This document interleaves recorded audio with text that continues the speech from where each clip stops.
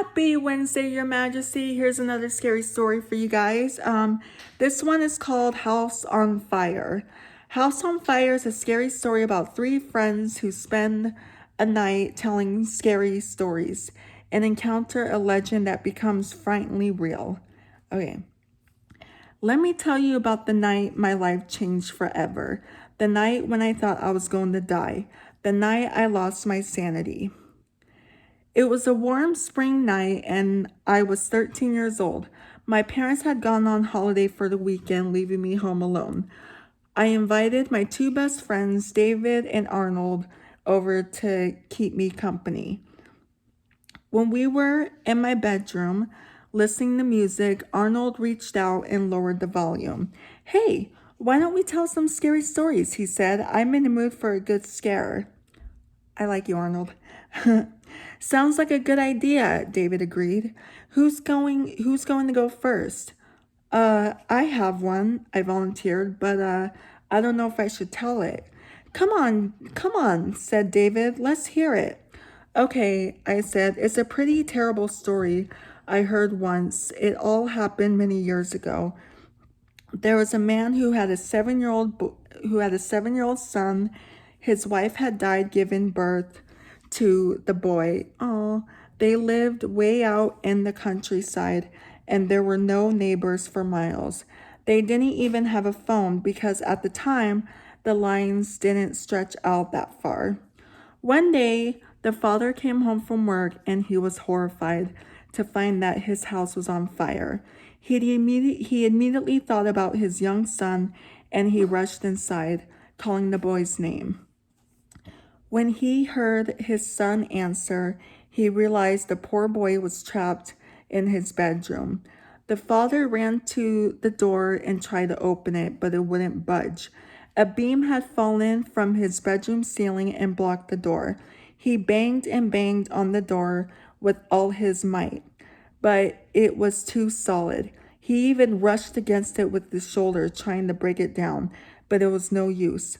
All the time, he could hear his son screaming. The boy was in a panic, screaming and crying out for help.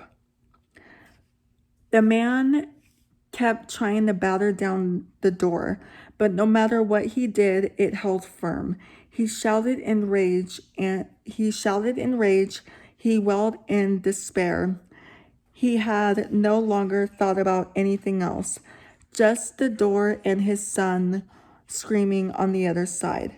His son burned to death in the house. The father died too. He never managed to open the door and he stayed there to the end, desperately trying to break it down until he stumbled to the smoke and flames. Arnold looked at me in disgust and said, "That's not scary." "I have to admit, it was pretty weak," David agreed. It's more sad than scary." That's when I decided to tell them the last part of the story. I hadn't planned on telling them that part, but I got carried away trying to impress them. It was so stupid to continue. I should never have told them.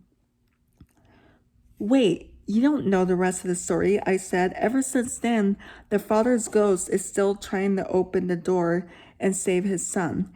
And if you say, well, I'd rather not say the exact words, but basically, if you call him and tell him that everything is burning and ask him to come help you, his ghost will appear at your door." David looked at me thoughtfully. "Have you ever tried it?" he asked. "No," I replied. "I'd be too scared to test it out." Arnold had a gleam of excitement in his eyes. "Hey, we should do it right now," he said. "Okay, of course you're going to have that one friend that doesn't take anything serious, that's just immature, makes everything a joke." So, yeah. So Arnold had a gleam of excitement in his eyes. "Hey, we should do that right now," he said. Okay, yeah, I already read that part. I tensed up. I had no desire to summon a ghost, and I was already sorry I had said anything about the legend. David smiled. "Yeah, why not?" he said. I was going to tell them that I didn't want to do it, but they didn't give me a chance. Arnold put on a trembling voice to imitate the little boy and screamed, "Daddy, Daddy, help me! The flames are all around me. I'm scared." Then he burst out laughing. Why? I didn't crack a smile, but he laughed. David watched him with amusement, saying nothing. Arnold started screaming again, even louder this time. "I'm burning, Daddy! I'm burning! Help! Stop it, Arnold! It's not funny!" I shouted. I didn't mean to. It just came out of me. I was really scared, and I didn't want to hear him anymore. Hold on one second. Mika, come on. Don't bark. Mika, no. Okay. Why? Mika, what are you afraid of? Arnold laughed. Oh, come on. It's just a stupid story, that's all. Not even a good one. With a smirk, he continued. "Daddy, please help me. The fire is burning me alive. All of a sudden, there's a loud knock on my bedroom door. Great. Arnold stopped in mid scream. We all froze. There was an eerie silence. We all looked at each other. None of us made a sound. Boom, boom, boom. We almost jumped out of our skin. Boom, boom, boom. What's that noise? Arnold exclaimed. What do you think it is, Arnold? If this is a joke, it's really not funny, said David. His face was white as a sheet. The banging on the door continued. Then we heard a man screaming. Those horrible cries will remain forever etched in my memory. I can still hear them now. It sounded like the cry of a dying animal. It was inhuman and infinitely sad. The banging against the door and that horrible scream continued relentlessly. I was terrified and tried to hide behind the wardrobe. Arnold grabbed the chair and stood posed to strike anyone who entered the room. David curled up against the wall. Tears were streaming down his face. "No, no, no, no, no," he cried. "What is this? I'm scared." Immediately, the screaming outside the door grew stronger, even more harrowing, even more terrifying. The banging on the door grew louder. I thought it was going to fly off its hinges. The panic seemed to overcome David. "I can't take it anymore," he wailed. "I've got to get out of here." With that, he ran to the window and opened it. "No," I cried, "don't." But before I had time to finish my sentence, he jumped out the window. I heard him fall for a brief moment. Everything was silent. Then I heard him cry out in pain. "Ah, I fell. I am hurt. My back. Ah, I'm hurt." I ran to the window and looked out. David laying on the concrete downstairs, screaming in pain. The screaming coming from behind the door got even louder and more crazed. The banging increased. I was going crazy. It was all a relentless nightmare, and David's screaming only added to the horror of the situation, especially since Arnold and I were too scared to leave the room to help him. Then I smelled something I hadn't noticed. Then I smelled something. I hadn't noticed it at first, but now the air in the room was filled with an awful stench. It was suffocating, the smell of burning flesh. It was unbearable.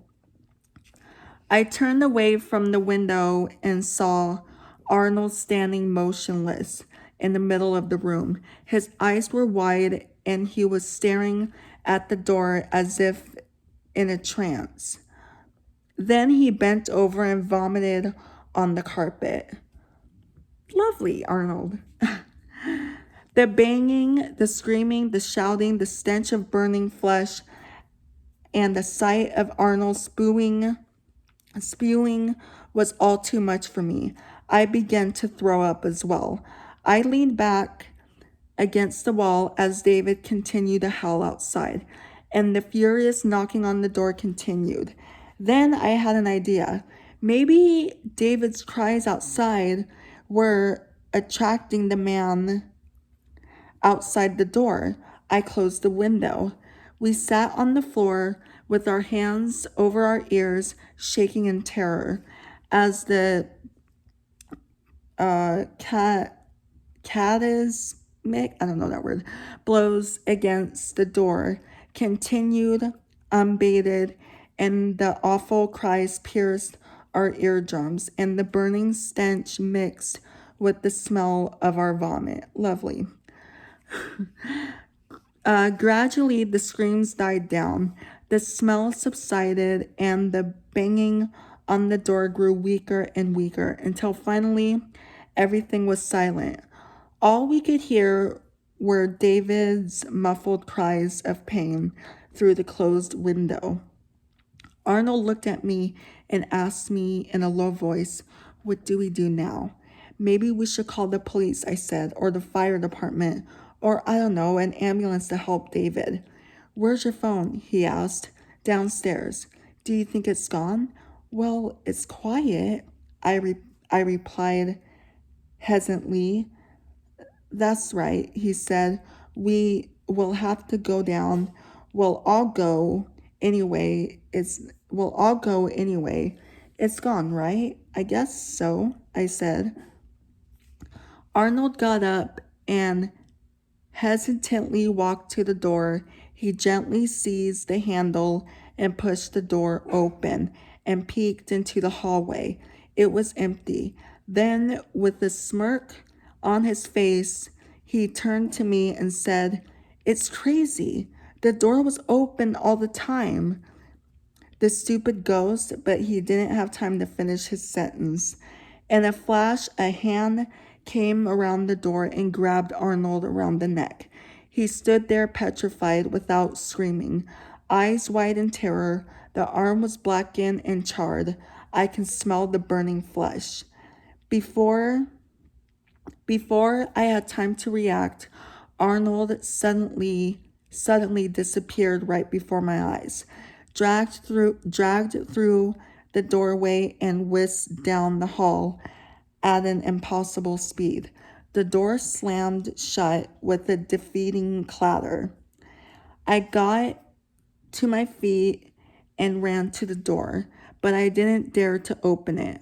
I called Arnold's name again and again, but there was no response. I still couldn't bring myself to open the door. I was afraid that the charred man was still there. No one ever saw Arnold again after that night. My parents took me to a psychiatrist. I never told her anything or anyone else, not even my parents. They would never have believed me anyway. David did the same. He spent a month in the hospital. He broke his back after the fall. Even today, I still have a fear of opening doors. I'm terrified of what I might find on the other side. Oh my gosh. Yeah, that's very scary. Yeah, if I was I don't know what the kid's name is in the story, but let's give him a name. We'll call him Doug. Okay, so Doug, he's the one that shared the story with his two best friends. If I were him, I would not have told my friends that story if I knew they were gonna be immature about it. So yeah, that's really sad and scary. What would you guys do in this situation? If any of my friends started being immature, I would just ask them to leave. Let me know what you guys would do. That's going to be it for today's video. So if you're new here, hi, I'm Princess Peyton. Hit the red button to become your majesty and hit the bell notification so you're notified every time I upload a video. And I love you guys so much. You guys are the best human beings ever made. And you're the king of my heart in the song lyrics of Taylor Swift. And I will see you guys in Friday's video. Okay, love you. Bye. Mwah.